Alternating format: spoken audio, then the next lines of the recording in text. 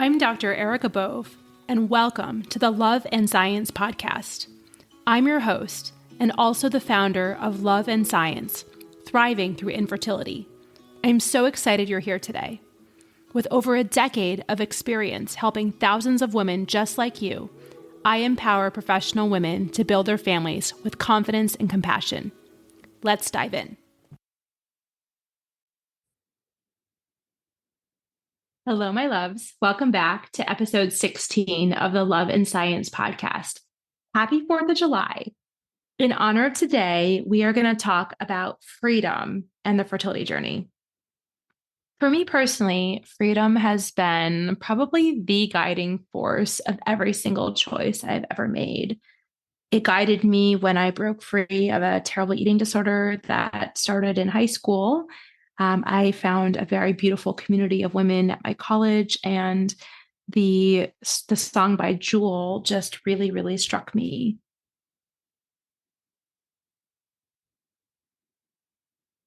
The quote is, "No longer lend our strength to that which we wish to be free from. Fill our lives with love and bravery, and we shall lead a life uncommon." And actually, our group name was named after that quote. It was called A Life Uncommon. And so I think as we think about navigating this fertility journey, I really want to think about what an uncommon life would be. I think that most of us at Love and Science are physicians, not everybody, but most people. And I think we're used to a certain amount of power and control in our daily existence. We can all talk about administration and loss of autonomy and those sorts of things, but in general, we are in charge. We are the healthy ones. We are the ones making the decisions about people's care. Many of us are surgeons. And I think, in terms of power and control, it can feel pretty powerful to be in situations where we really do save lives, affect lives in a beneficial way. And, if we find ourselves in a situation where we are on the fertility journey, it's like a complete 180 from that. It's like, wait, I thought I was in the driver's seat in most of my life, and I'm not. And I feel like I should be, right? It's like, I think I should know the evidence and what I'm supposed to do, but I'm on PubMed and I'm down this Google rabbit hole and I don't even know which way is up anymore. And I'm so afraid that if I make a wrong decision, it's going to like ruin my chance of a successful outcome. I think I see so much fear and self-doubt in my patients and my clients just because it's not natural for us to cross that fence and be on the other side. And many times, not only do we not feel free, but we feel completely imprisoned by the process. We feel completely stripped of our power, stripped of our agency, and just the complete opposite of what it's like in our role as physicians or other professionals. I know many high-powered lawyers who feel this way too, or people in other high-powered professions. So what I want to talk about today is just to kind of brainstorm and to do your own inner work. And you can pause, you can journal about this. I think usually these are not things that are top of mind. They usually take some introspection and some digging. But ask yourself the question, what is tethering me right now on my journey? And what is keeping me from feeling free? And maybe it's that you and your partner, if you have a partner, are not on the same page about this. Maybe it's that you're out of insurance coverage and you're not sure what to do next. Maybe it's that your own ovaries don't seem to be doing what they should be doing. And you're faced with the question, would I consider an egg donor? Maybe it's a family member who's opposed to IVF and has some judgment about that. And not only are you afraid to bring it up with them, but you're also concerned if they found out you were doing IVF, what would that mean for your relationship? And, for many people who are listening, that may not resonate, but I do have a whole bunch of friends, clients, patients for whom that is their reality right now. So think about that question. What would freedom look like on this journey? And what is tethering me? And maybe it's not one big thing. Maybe it's like, that movie Up where there was like a million balloons and basically, the main character takes the scissors and like cuts every little string as needed to make the structure go where it needs to go. I think about that. But as I think about myself and my own life and really holding freedom sacred, I want you to do the same thing and think about like to live my truest, freest life. What would that look like? And what might I need to let go of? And what might I need to take on, right, to make that happen? So many of you know this, many of you might not know this, but I was actually a great books major, which is kind of like a philosophy major, but it's a little bit more expanded than that. It's like English, humanities, arts, all of the things, because I'm just a super nerd and I've always just loved to learn. I love books. I love learning. I love music. I love all of it. And so when I was in college, I learned that there's two different types of freedom. There is negative freedom, which is freedom from something. And there's also positive freedom, which is freedom to do something or have something, right? So I want to kind of brainstorm for a few minutes, like on the fertility journey, what might we want to be free from? So certainly freedom from fear, freedom from uncertainty, freedom from separation from yourself, ourselves, freedom from ruminations. I hear this so commonly. And those of us who are maybe a little bit more anxious, maybe a little bit more type A, we get into these rumination loops that are just so hard to break. And they don't go anywhere. It makes us feel powerful, but it's almost kind of like being on a stationary bicycle. Like it stays in the same place, even though we're exerting a super amount of effort. So freedom from ruminations. I like to break those loops. I like to help people break those loops. It's one of my ninja skills. In terms of other aspects of negative freedom, we want to be free from self-doubt, we want to have freedom from self-judgment. We want to have freedom from panic attacks. I just saw Inside Out 2, which I thought was just the most accurate, wonderful description of anxiety that I've ever seen. I won't blow it for you if you haven't seen it, but once you see it, send me a message. I'd love to talk more about it. I'd love to geek out about Inside Out too. We also want freedom from long-term disconnection from our partners if we have a partner. So I will say these sort of micro disconnections, every relationship has arguments and brief periods of disconnection, but it's really in the micro repairs and how we repair that really defines the strength of the relationship. I cannot tell you how many times I've seen infertility drive a wedge between two people in an intimate relationship and even end up in divorce. Like for a while, and I haven't had one of these calls, thankfully, in a fair amount of time, but for a while, like every single week, I got a call like, this couple is getting divorced. What are we doing with the embryos? Like, it's just so, so sad. And it was like, is it the chicken or the egg and what's going on? So that's why I say freedom from long-term disconnection from your partner, because these like temporary disconnections are very normal. But if we can't find a way to repair and get back on the same page, it can just feel very much like a prison. In my ideal world, I would help everyone have freedom from confusion. My goodness, I hate confusion. My yoga teacher once said, Erica, you look like you're confused, but you're not confused. And that was like, talk about freedom. I was like, I'm not confused. I know what I'm doing. This is wonderful. And I think sometimes like we just get so overwhelmed by the evidence and the options and the next right thing. And what if this doesn't work? And what if I make the wrong choice and all of that, that it feels like we're confused. But sometimes we just need a little bit of a shift to clarify our values, to make values-based decisions, to realize that in fact, we're not confused and we know exactly what we need to do. And again, that's another one of my ninja strengths is helping people go from confusion to clarity. I think, in an ideal world, we would have freedom from access issues to IVF. We would have freedom from um, insurance, not covering medications or procedures or all those things. That is a constant struggle. I talked about this last week with the Pride episode. We have significant advocacy work to do. But, freedom from financial worries about IVF, that would be my dream for every single person. And not just IVF, like all fertility care whatsoever. I'm sure we could spend even more time generating a long list of all the negative freedom things. And that's maybe we could start a discussion. I would absolutely love that on our social media page. But let's think of for a few minutes also about positive freedom. Like, what is it that we want freedom to do?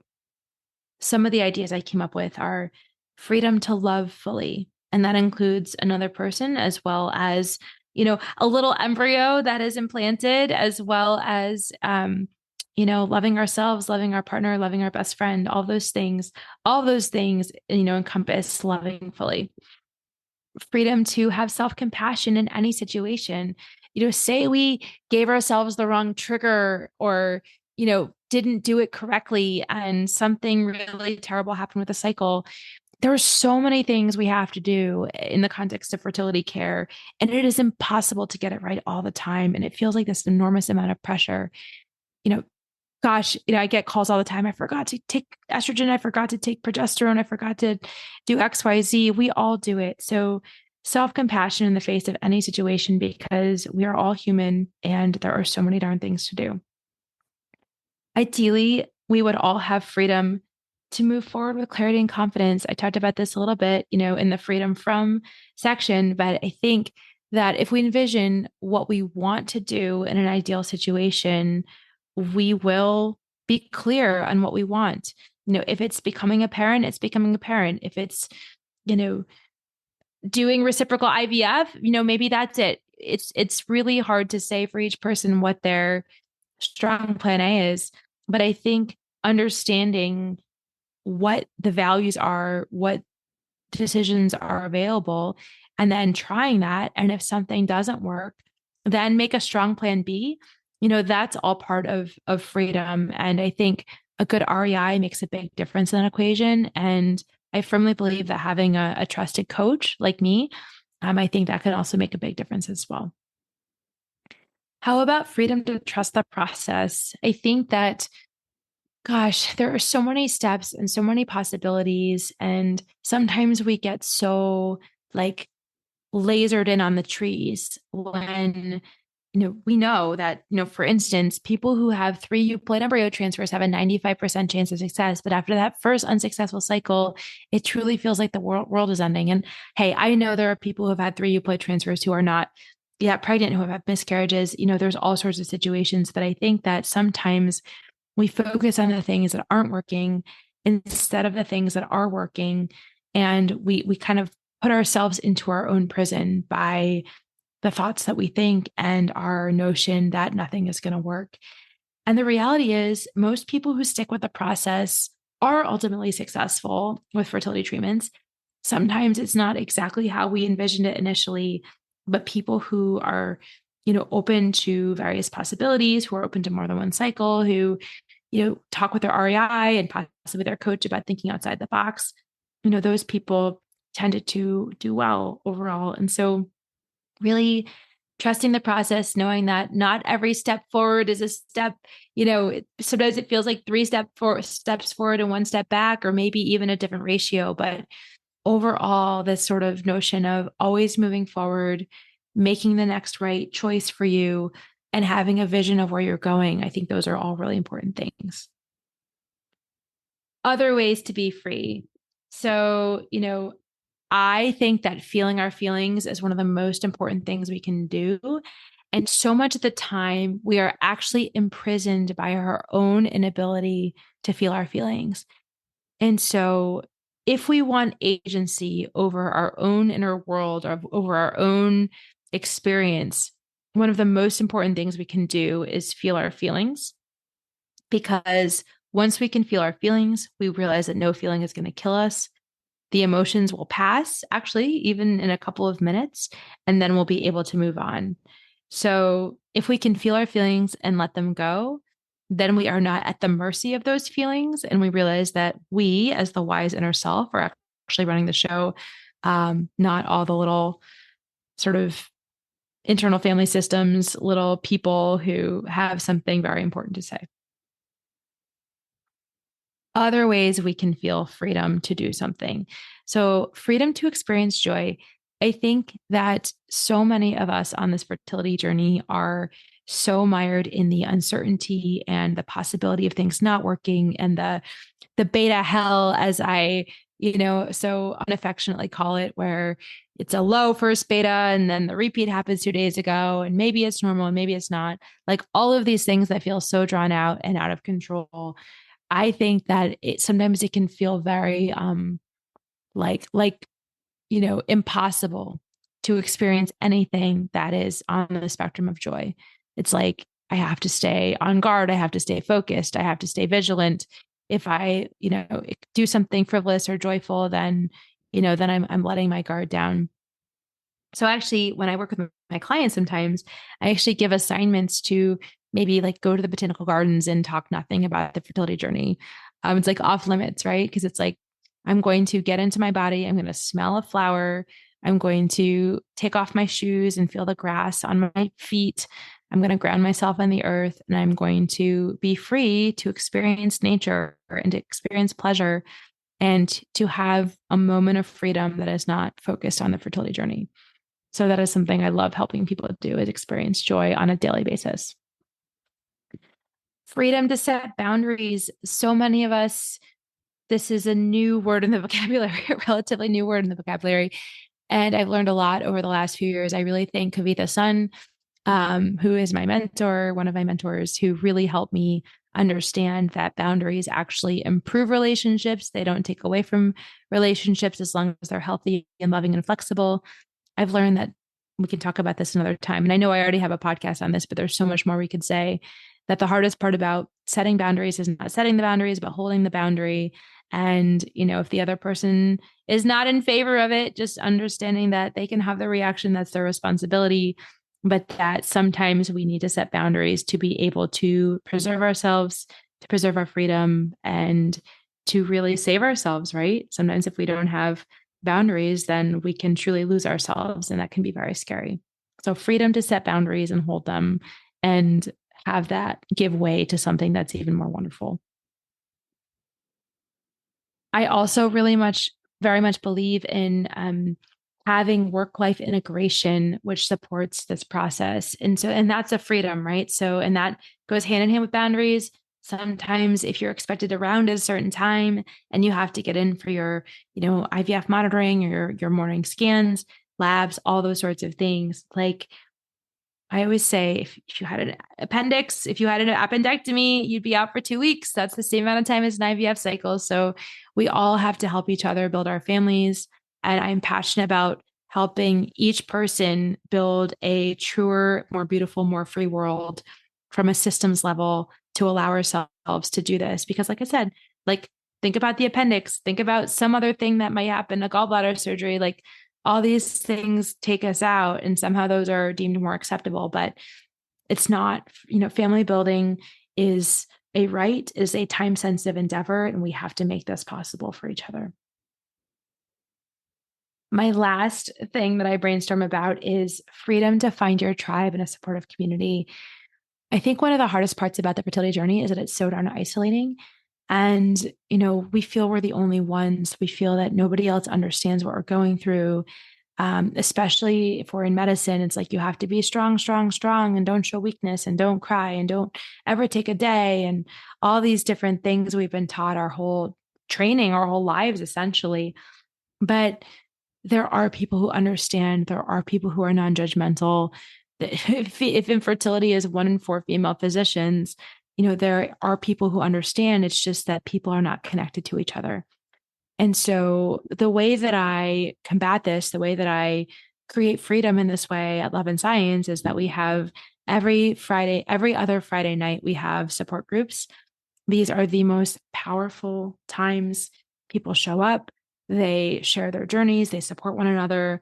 Like, even if, when one person is talking, in the Zoom room, I see so many heads nodding because people see their experience reflected in each other. People can offer words of wisdom and support depending on where they're at in the journey.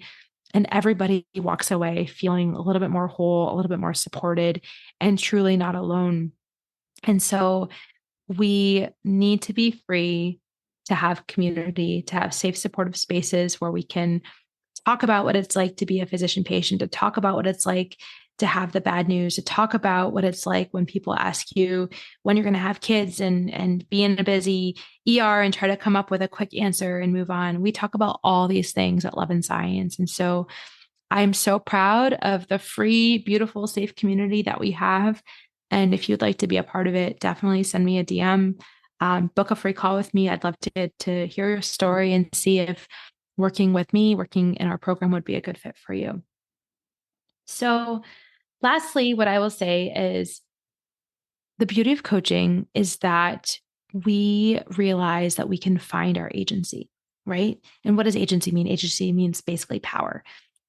So many of us have just had our power taken away, or maybe even given our power away, depending on the circumstance at various points in our lives, in our fertility journey, to the point where we just feel like we are on this like path that the fertility clinic is sort of telling us what to do, but we don't even really know if that's the right thing for us. But like we're so exhausted and depleted that it's just like going through the motions.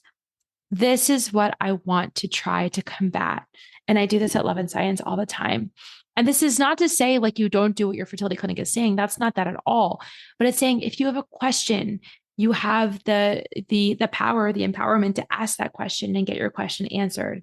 If you are feeling imprisoned and not free, maybe part of that is due to the thoughts that are sort of swirling around, the rumination loops towards this journey and towards this process. And so what coaching does is, and this is to nerd out again a little bit, there's coaching models. I learned this in coaching school.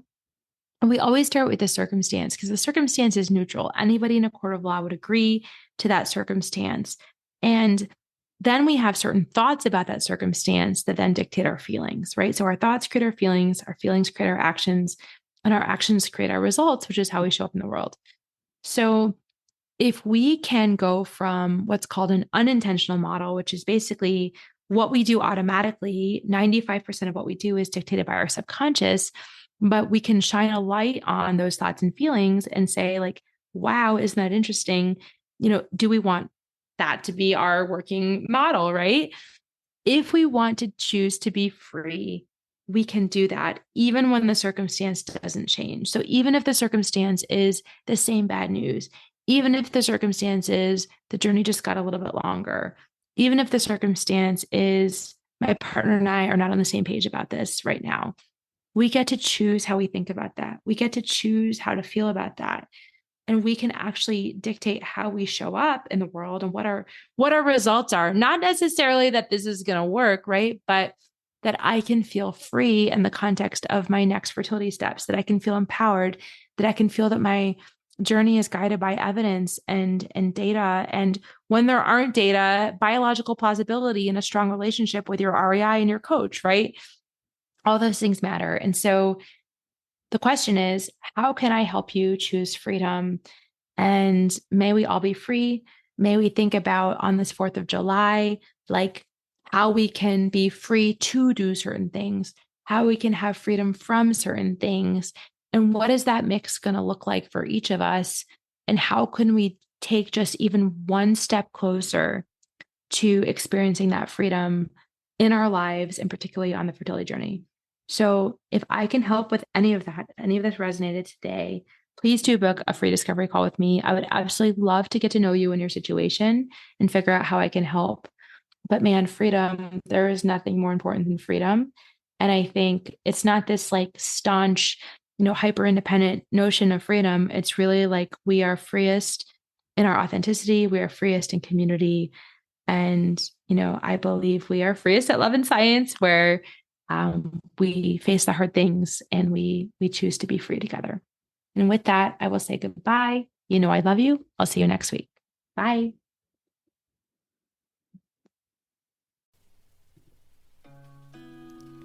Thank you for listening to the Love and Science podcast. I'm so glad you joined us today. If you found this conversation valuable, if you could please rate, review, and share this podcast with your trusted people, it would mean so much to me. If you want more tools to help you navigate the fertility journey, please book a discovery call with me today. The link is in the show notes. Please do not let infertility have the final word. I'm here to take the burden from you so that you can achieve your goal of building your family. In gratitude, this is Dr. Erica Bove. I'm rooting for you always.